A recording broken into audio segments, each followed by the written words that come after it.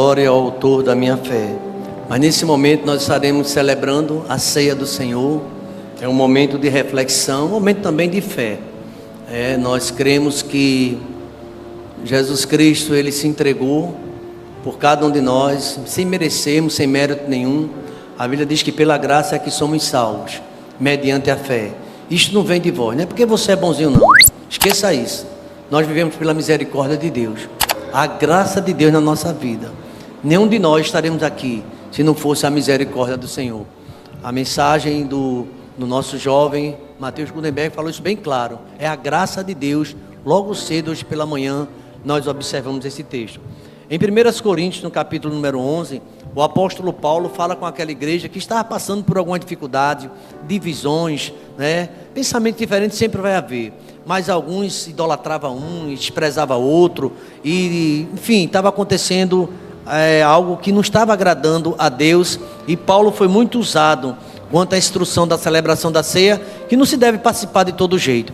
Há muitos que não refletem sobre esse amor, o ousado amor de Deus. Enquanto cantava essa música agora, o grupo, o amor de Deus é tão ousado. 99 deixa ali e vai buscar, e aquela era você, era eu, e ele foi buscar você. Então não acha um exagero, Deus ama você, Deus ama ao ponto de se entregar por você, e você não merece nada, nem eu, mas mesmo assim Ele nos ama, é o amor de Deus. No capítulo número 11, versículo número 23, Paulo fala a instrução, e eu queria ir direto ao ponto. Ele dá a instrução, e ele diz que não aprovava o comportamento da igreja em alguns aspectos que estava acontecendo, mas ele vai direto. Paulo recebe uma revelação, no versículo número 23, ele diz de quem recebeu.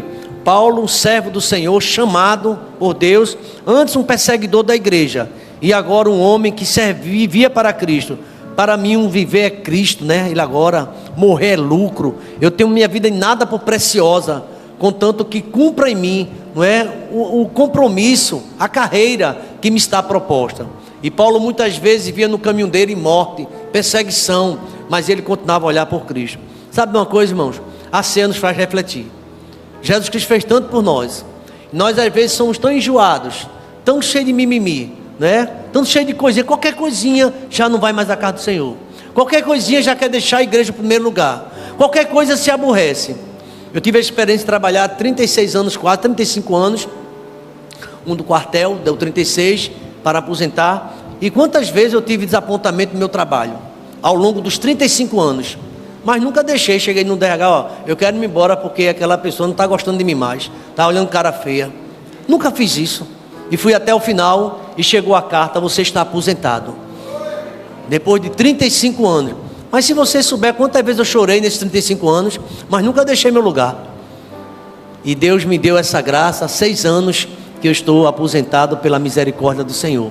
E quanto à casa do Senhor, Deus fez tanto por você e por mim, mas qualquer coisa, irmão, fica enjoadinho, fica enjoadinha. E olhe que João, ele diz que Deus tendo amado os seus, o amou até o fim, foi até o fim. Ele enfrentou morte, enfrentou escárnio, e Ele é grande, viu, irmãos?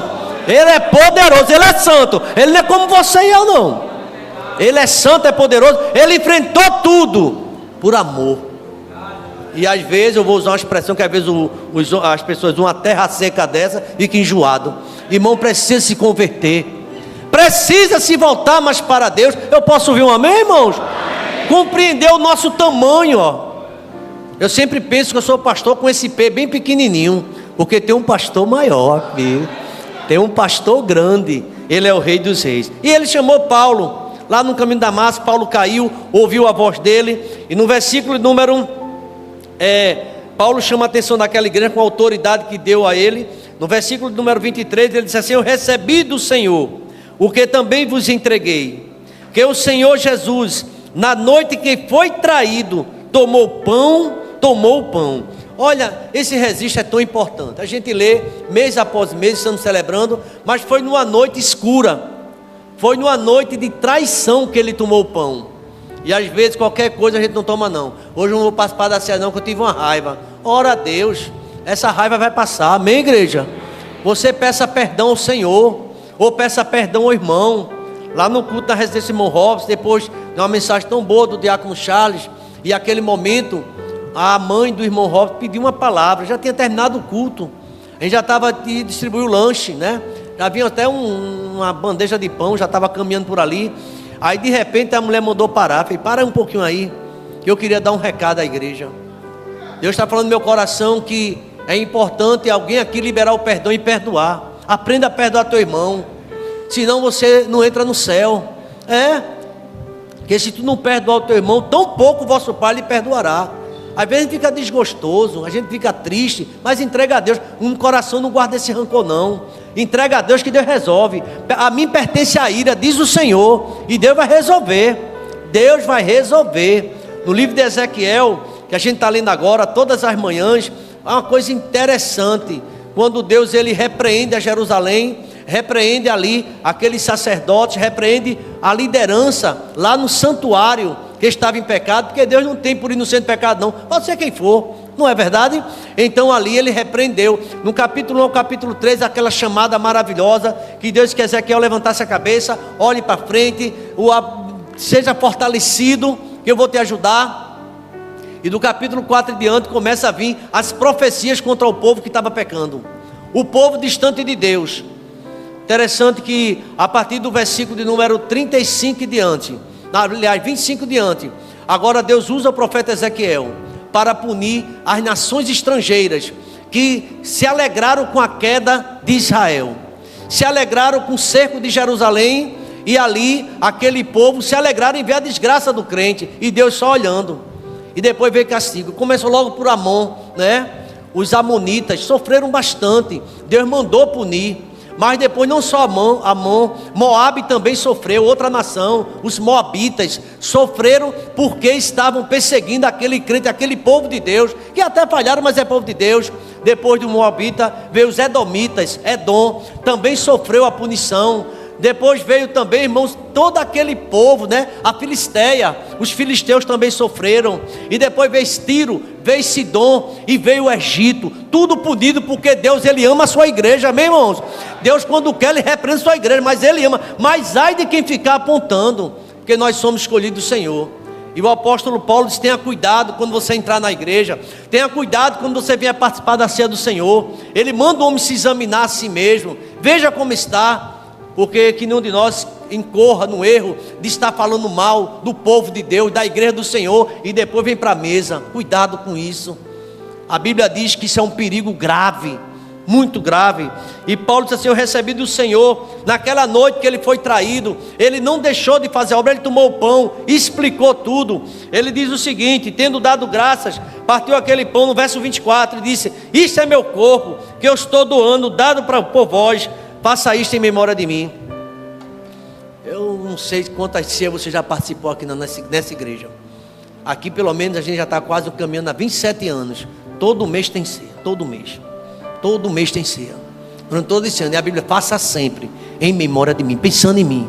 Sabe pensando em quê? No meu sacrifício, no meu amor, na minha dedicação a você. Você sabia que Deus é dedicado a mim, a você? Ele se dedica. Mas às vezes a gente só reclama da nossa sorte. Irmãos, eu não vi um povo murmurar tanto como o povo de Deus. Nesse livro de Ezequiel me espanta. A casa é rebelde, o povo é de dura cerviz, o povo gosta de reclamar, mas não sabe agradecer. Sempre está apontando alguma coisa. E Deus se entristeceu muito com isso. Na noite que ele foi traído, na noite que ele foi, vamos dizer assim, rejeitado, ele tomou o pão. E nada vai me impedir de eu te amar até o final. Deus te ama até o fim. E aqui nessa ação eu encontro essa mensagem, irmão, que me chama a atenção. Ousado amor de Deus, faça isso em memória de mim. Não esqueça, continue, vá em frente, vá firme, persevere. Continue perseverando, não importa quem se levantar contra ti. Deus diz a Ezequiel, eu estou muito focado em Ezequiel, me permita falar porque eu estou meditando. Ele disse, ainda que você esteja espinho, sarça, escorpião, vá em frente que eu estou contigo. Não importa o que se levantar, não importa o que falam de ti nas costas, por trás, o que aponta você, eu estou contigo, diz o Senhor. Não desista facilmente, não saia do teu lugar. Deus é contigo. Deus tem falado isso direto ao meu coração.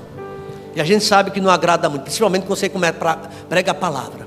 Quando Deus te revela, né, aquelas aparências que muitas vezes ali tem aparência, mas não tem realmente aquela chamada de Deus. Paulo viu isso e ele disse àquela igreja, Depois dele tomar o pão semelhantemente, depois de haver ceado, verso 25, também ele tomou o cálice, está aqui, os dois elementos, o vinho e o pão. Ele tomou o cálice e disse o seguinte: este cálice é a nova aliança no meu sangue, fazer isto todas as vezes que eu beberes em memória de mim. Irmão, tem gente até que bebe, tem gente até que toma, mas não tem compromisso com Deus.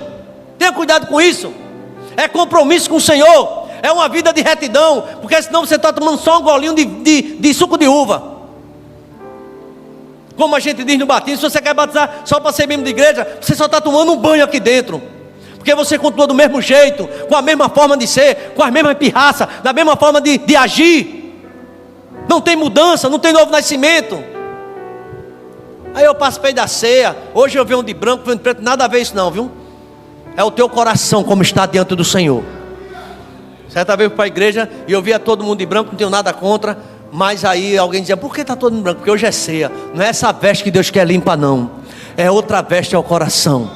Deus disse a Joel: rasgai os vossos corações, não as tuas vestes, não a tua sabedoria, a tua pequenez. Grande é Deus e Ele sabe o que quer na minha vida e para a tua vida também.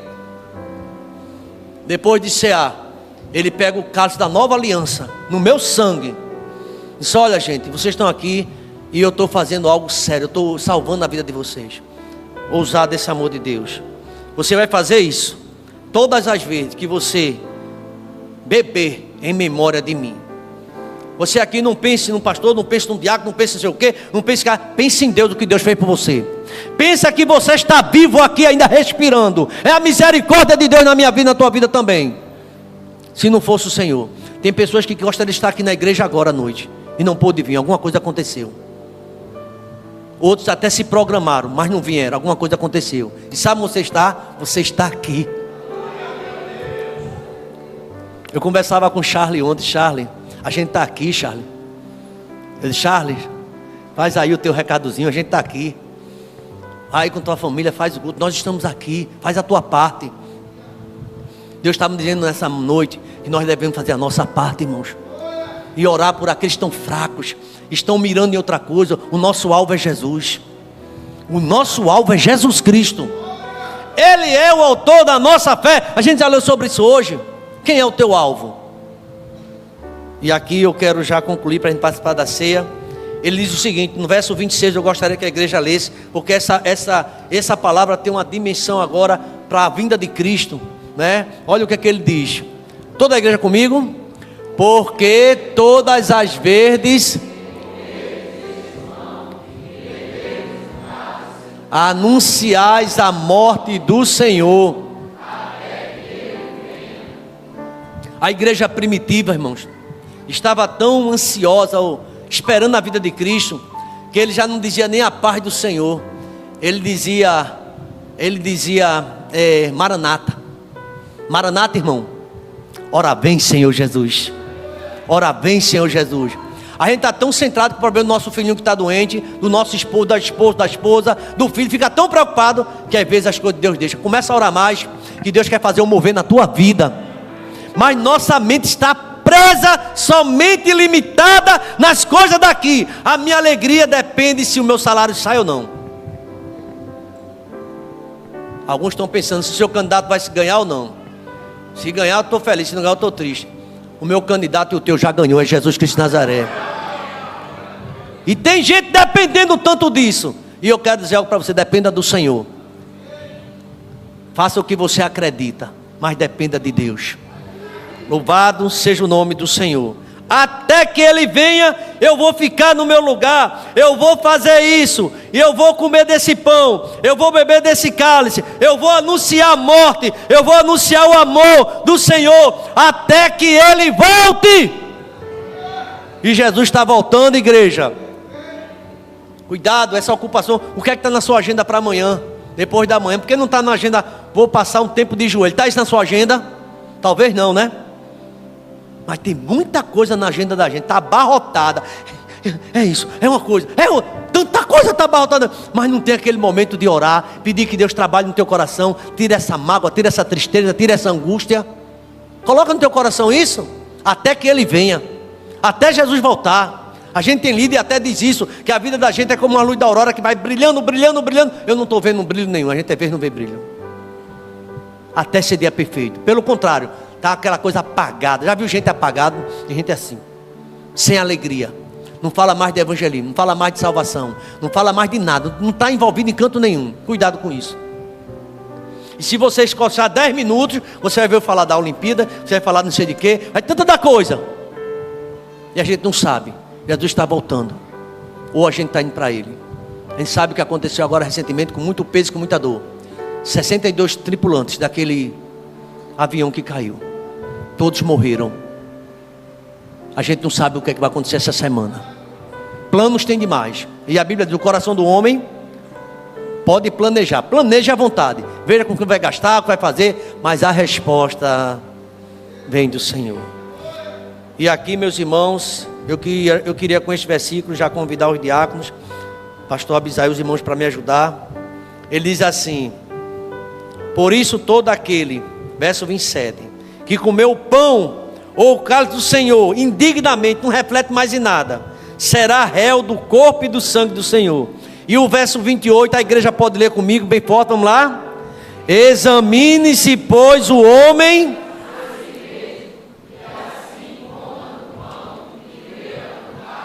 Deixa eu dar um conselho a você, não sei se você pode receber um conselho meu, mas eu estou aqui pela graça e misericórdia de Deus, dar um conselho a você. Comece a examinar a tua vida, para de estar olhando a vida dos outros. A gente olha, a gente tem uma habilidade de olhar o outro, mas olha a minha, eu vou olhar, procurar a minha. Examine o homem a si mesmo.